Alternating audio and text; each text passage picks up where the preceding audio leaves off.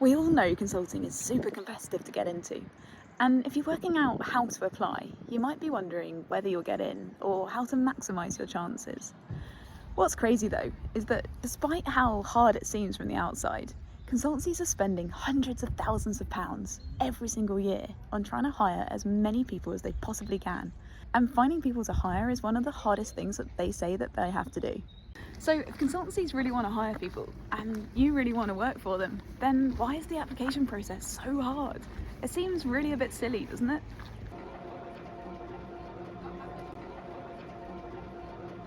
The answer is something to do with perception and understanding on both sides of the application fence. To what extent do you understand what you're applying for and how to position your skills and experiences appropriately? They certainly don't make that easy for you. One look at any consultancy's website leaves you in a general state of confusion about how on earth it all hangs together as a business. And to what extent do they understand how, where, and why you'd fit really well within their organisation? Well, if it's hard for you to explain that on your application, then obviously they're not going to see it either.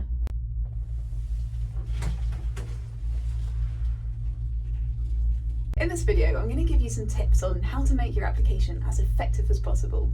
Because really, consultancies need people, so let's ensure they can actually see the people they should hire. And despite the fact that I was always taught in consulting to phrase things in a constructive way rather than a negative way, like, it would be great if you could make your PowerPoint slides look more professional, rather than your slides look downright messy.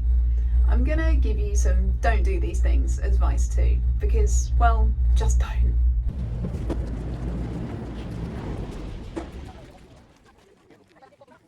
Welcome back, by the way. I'm Charlie, a consulting director and remote business owner. And my Consultants Explorer channel is to help you be so successful in the early stages of your management consulting career that you are set up for total freedom to do whatever you want to in life. And that includes helping you get into consulting to begin with. So let's do it.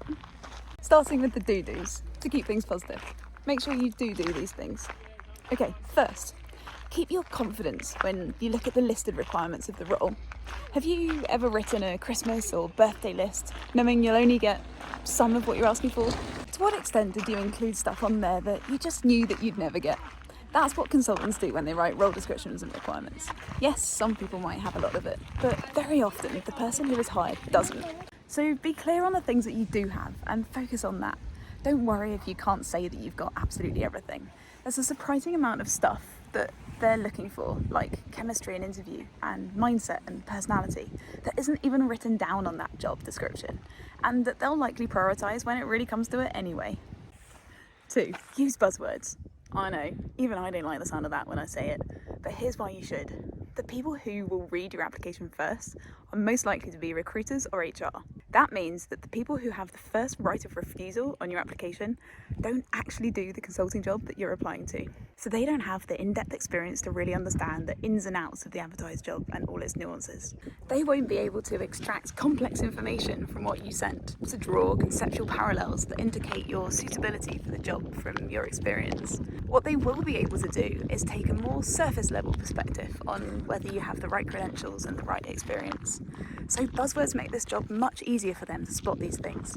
Things like managed a team, delivered an outcome, presented to senior clients, ran a project, produced a complex Excel model, created client-facing presentation slides, realised X number of pounds of benefit. Anything that's very consulting-y, say it and make it loud and clear. Next, do you see how knowing who is receiving your application affects how you might make it? HR come first, but the next rounds will likely include consultants who are doing the job you're applying to. Be aware of that and change your tact accordingly. During case studies or in interviews, be prepared to supply more detail, to expand more specific impact, to describe the hows and the whats of what you did. Target your information for your audience every step of the way. 4. Remember that the people who will review and process your application, and that ultimately you might work alongside, are human too. It can feel intimidating from the outside, especially if it's a job that you've always dreamed of having. But on the inside, they're all just human with the same sorts of fears. In reality, there are probably people already working for this company who you're just as smart as, or even more so. They just happen to have landed the job first for whatever reason. Once you're in, You'll all work together as if there were never a difference. You might even overtake some of them. Stranger things have happened. 5. The next one is so important that really I should have put it first. It's down to you to do the heavy lifting work of relating your experience to the role that you're applying to. You need to understand exactly what this job is all about, and then you need to work through your experience and identify the bits that are relevant, and then you need to describe it all in simple and powerful terms. Someone else needs to be able to understand why you're great for this role without having to process too much complex information. The better you're able to do this, the greater a jump that you can take to land that consulting job. 6. This next one isn't unique to consulting, but it sure does make a difference. Get referred.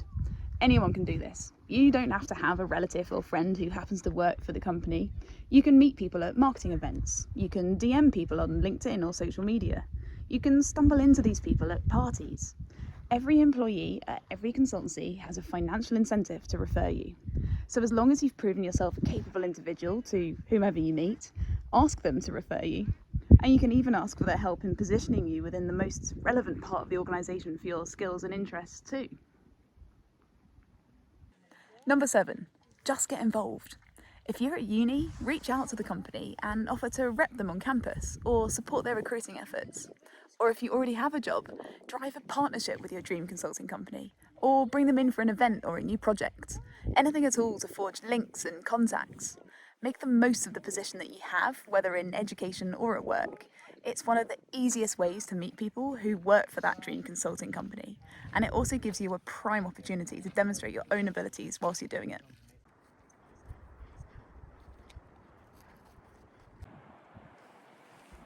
And number 8, and this one is personal to me. If they reject your first application, take the rejection like water up a duck's back. Here's why. They rejected my grad application. I was upset and I couldn't see what I could have done better. And then only a year later, they headhunted me into a job above the grads that they'd hired instead of me. So what does that tell you about rejection? Recruitment processes don't always get it right. And if they reject you, sure, something didn't go right. But that's not a reflection on you and your potential. It's a reflection of the specific application and the people who reviewed it at that specific point in time. It's a right pain, but the more you see it like this, the easier it is to reapply successfully.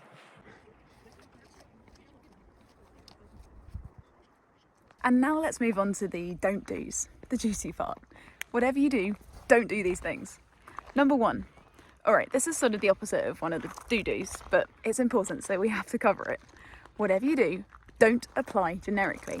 I.e., don't hit send on an application and hope that whoever reads it is going to want to interpret your experience and put you in the right place in the organisation.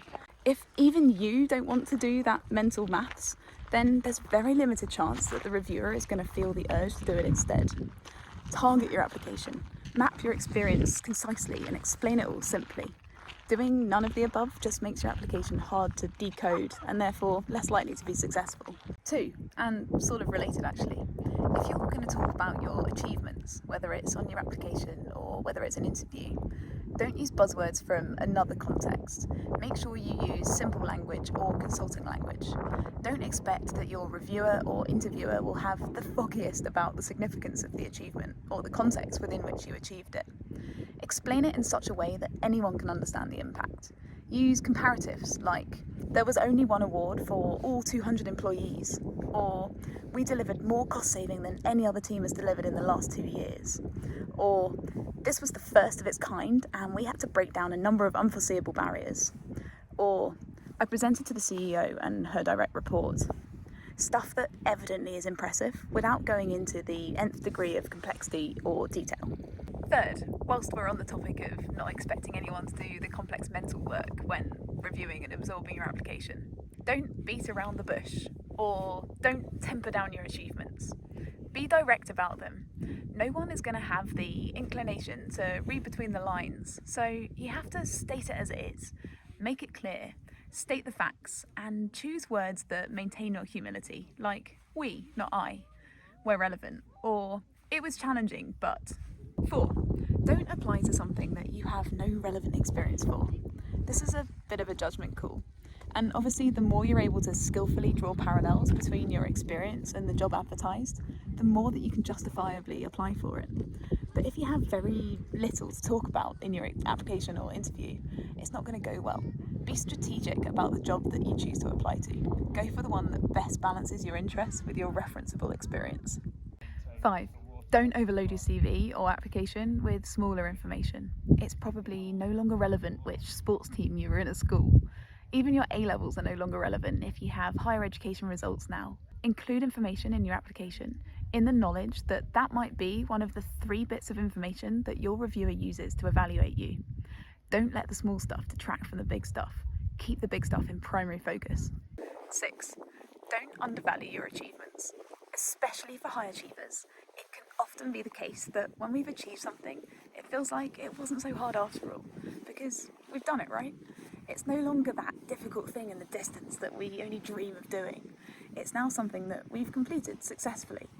And so writing about these things that we've completed successfully in an application or on a CV can be dangerous because we no longer talk about it in such a way that it sounds or feels impressive. Be conscious of this and make sure that you don't play down how hard things were at the time that you did them. Your reviewers and your assessors will take cues from you about how great an achievement really is. So be fair to yourself in the way that you reflect it. So to summarise our 8 do's and 6 don'ts, it's really all about targeting your application effectively, talking clearly and simply about what you've done and what you can bring, doing yourself justice in the way that you represent your experience and your achievements, and using empathy to tailor what you say for the person on the receiving end at any point in the application process. You do the hard work your side, you make it as easy and applicable as possible for the person on the other side, and you'll maximise your chances of success. Let me know if all of that makes sense in the comments, and give us a like if you found it helpful.